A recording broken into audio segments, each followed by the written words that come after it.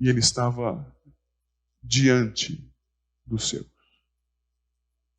Diante dos seus, nós podemos ver, ainda no versículo 1, começando pelo finalzinho dele, onde vemos, acompanhem comigo, tendo amado os seus que estavam no mundo, amou-os até o fim.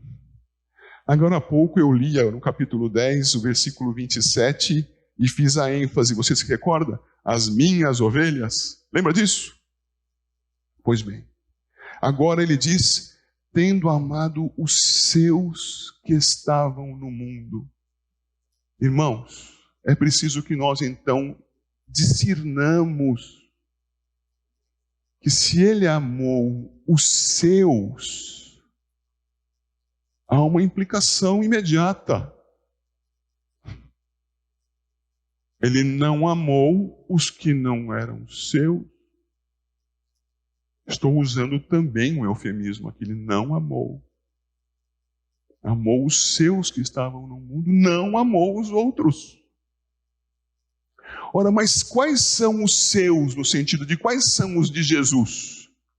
Eu estou me referindo evidentemente aqui ao fato, ao passo da vida da salvação.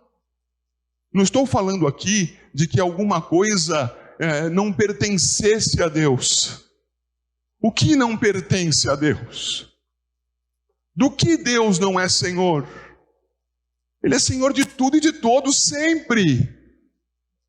Mas acontece, meus irmãos, que no pecado ocorrido e registrado conforme Gênesis 3, a autoridade de Deus entregue ao homem para a administração da criação foi usurpada pelo inimigo.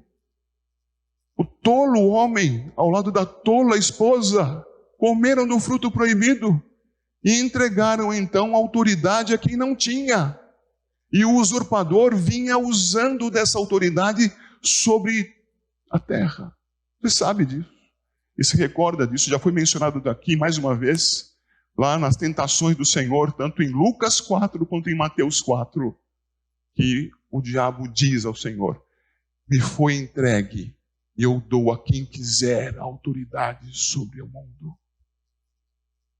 Acontece que o Senhor Jesus, submisso ao Pai, foi até o fim do seu ministério, santo, obediente, submisso ao Todo-Poderoso, de modo que assim um homem, não o super-homem, um homem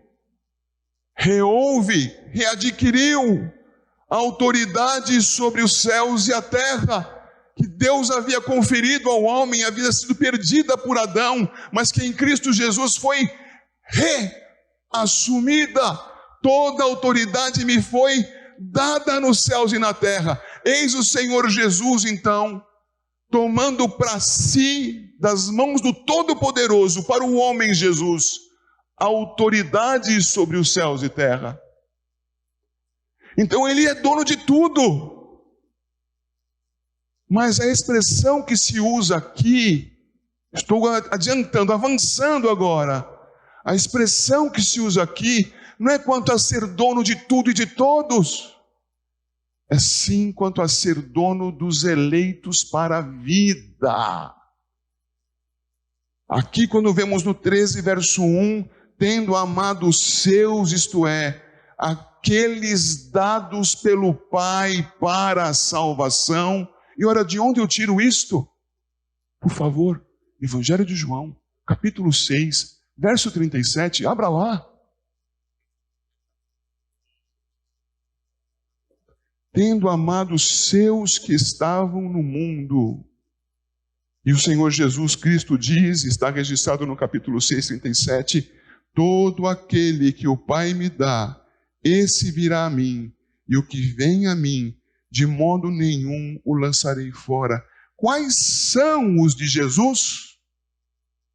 São aqueles que o Pai lhe deu. E todos aqueles que o Pai deu a Jesus, irão a Jesus. Todo aquele que o Pai me dá, esse virá a mim. É ato contínuo, é o mesmo grupo. todo aquele que o Pai me dá, grupo 1.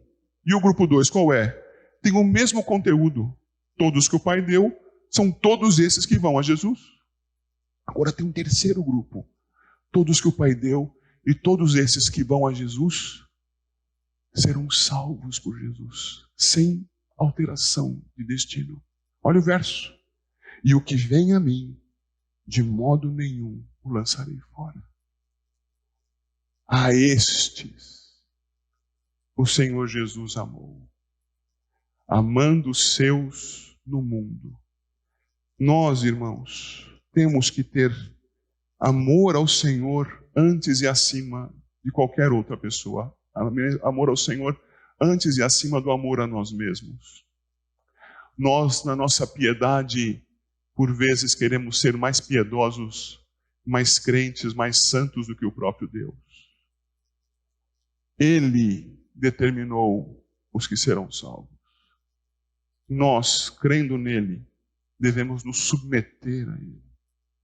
Testemunhar de Cristo, sem dúvida, indistintamente. Mas aceitar exatamente aquilo que ele disse que seria. E ele não vai salvar aqueles aos quais não amou. E a palavra diz, volto ao texto de 13:1, tendo amado os seus que estavam no mundo, amou-os até, no contexto do nosso texto, amou-os até o fim. O que significa amá-los até o fim?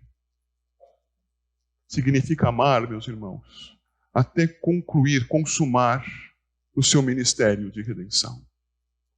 Alguns poderiam pensar, não, mas amar até o fim é amar até a segunda vinda de Cristo. Sim, isto é redenção. Mas a consumação da expiação dos nossos pecados se deu num evento único e que não pode ser repetido e nem precisa ser. Cruz. Amou-os até o fim. Amou-os entregando-se à obediência ao Pai em todo o tempo e até o último momento. Assim, irmãos, é que nós vamos ver o que o texto nos ensina a partir do versículo. Vejamos a partir do 3. Sabendo este que o Pai tudo confiara às suas mãos, e que ele viera de Deus e voltava para Deus, levantou-se da ceia, tirou a vestimenta de cima e, tomando uma toalha, cingiu-se com ela. Depois deitou água na bacia e passou a lavar os pés aos discípulos e a enxugar-lhes com a toalha com que estava cingido. Aproximou-se, pois, de Simão Pedro, e este lhe disse, Senhor, tu me lavas os pés a mim? Respondeu-lhe Jesus, o que eu faço não o sabes agora, compreendê-lo-ás depois. Disse-lhe Pedro, nunca me lavarás os pés. Respondeu-lhe Jesus, se eu não te lavar, não tens parte comigo. Até aqui por hora. Depois passaremos ao verso 10. O que significa lavar? Será que para nós sermos salvos, precisamos fazer mais um sacramento na nossa igreja?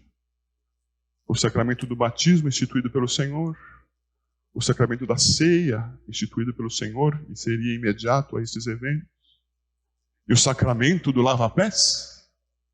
Será que se nós não tivermos os pés lavados, nós não seremos salvos? Será isso? Não.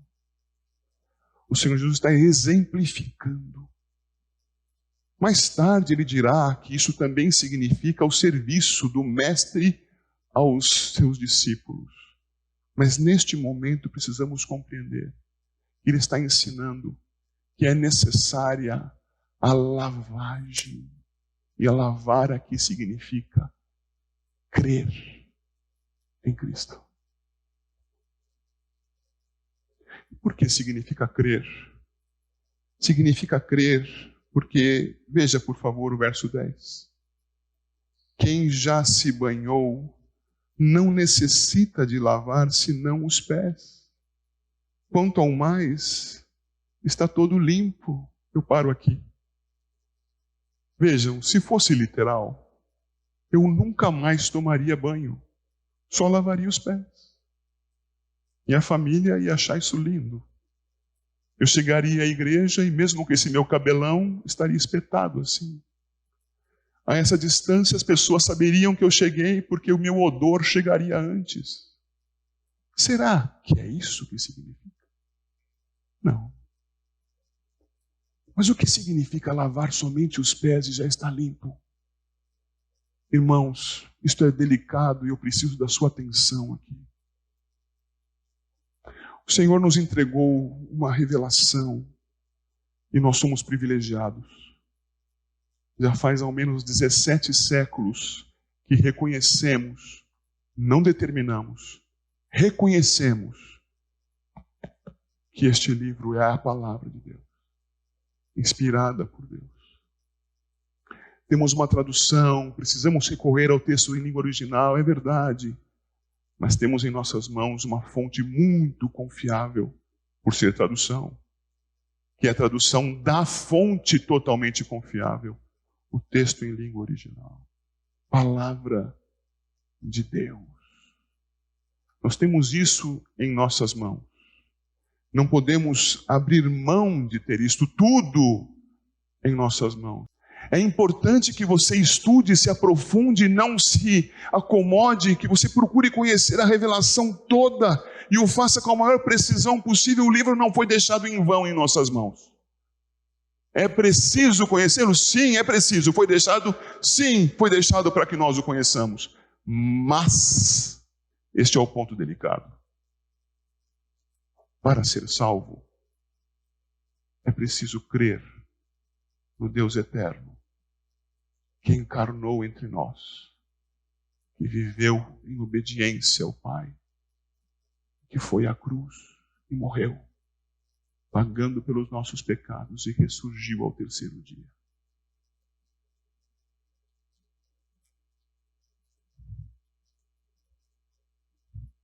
Crês isto? Jesus disse: aquele que crê em mim, ainda que morra, viverá. Crês isto? Percebem? Isso é toda a teologia? Isso é tudo que foi revelado? Não. Eu preciso de um banho completo para ser salvo? Não. Eu lavo os teus pés. Lavo aquilo que evidencia a tua sujeira. Lavo aquilo que você contaminou andando pelas ruas deste mundo. Lavo aquilo que te mostra que você não pode deitar-se assim, que você vai sujar a cama. Você não pode vir comer assim, que você está impuro para a alimentação. Eu lavo você do que você precisa ser lavado, diz o Senhor Jesus a nós impuros. E você vai continuar caminhando, vai continuar crescendo nas Escrituras. Mas se isso não for oportuno, se você estiver pendurado ao meu lado na cruz, diria o nosso Senhor Jesus, e crer em mim e dizer: Senhor, lembra-te de mim quando vieres no teu reino, basta. Você creu. Quando digo isso, e esta é a delicadeza do assunto, alguém pode pensar: então estou livre, já criei o Senhor Jesus, não preciso nem continuar lendo isso aqui. Eu não preciso, agora que for começar a pregação, eu saio do culto. Não é isso que está sendo dito. O que está sendo dito é o que você precisa para ser salvo, mas não o que você deve fazer para honrar a Deus com a tua vida. A mais. Alimente-se, cresça, seja desenvolvido à semelhança de Cristo. Viva para a glória do Senhor, crendo no elemento fundamental e ampliando o seu conhecimento sobre Deus, que certamente produzirá santidade na tua vida. Quando o Senhor Jesus Cristo lava os pés aos seus discípulos, Ele os purifica simbolicamente. É importante que você, ao final dessa pregação, tenha isso bem guardado. Ele é Deus. Ele se humilhou. Ele obedeceu até o fim. E o fez, sendo Deus, com um amor por sua igreja. Um amor pelos seus. Um amor que agora eu gostaria de colocar o seu nome aqui. Um amor por você. Parte da igreja dele. Um amor que é até o fim. Um amor que o faz humilhar-se a lavar os nossos pés. Humilhar-se a ir à cruz para que nós, crendo nele, sejamos salvos. Encerro. É o seu caso? Você já creu no Senhor Jesus? Viva crendo em Cristo Jesus. Deus conceda que sejamos dos seus. E descansemos então seguros. Seguros aqui, sem ansiedades, sem inquietações, sem a crença em nós mesmos, mas a crença nele. Descansemos aqui, porque Ele é Deus e nos amou.